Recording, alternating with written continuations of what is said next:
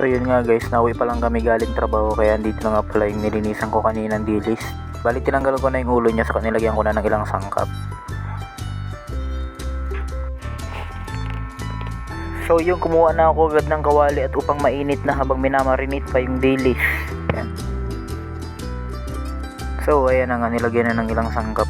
Kulang pa kanina yung sangkap ko eh, kaya nilagyan na lang yan magic para lumasa. Hindi, nilagyan na pala siya ng itlog para mas mabilis magdikitan yung mga dilis. Hindi, wala kami nabiling harina, kaya crispy fry na lang yung aming nilagay. Ayan guys,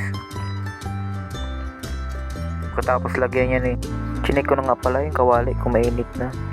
So ayun nga guys, nalo ko ulit at may mga tira pang crispy fry.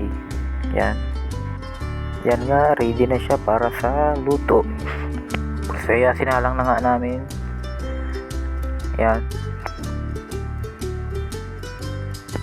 Yan, medyo password forward na natin guys at ang tatagal. So ayun nga guys, malapit na siyang maluto. Ayan, brown na siya. Ako'y nagugutom na. Ayan na nga, niready ko na yung aming kanin, dutdutan. Yan, malapit na. Ako'y gutom na eh.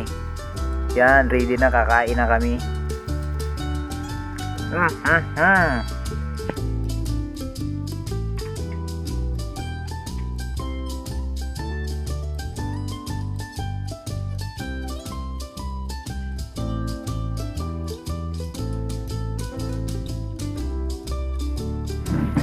Guys, kain tayo guys.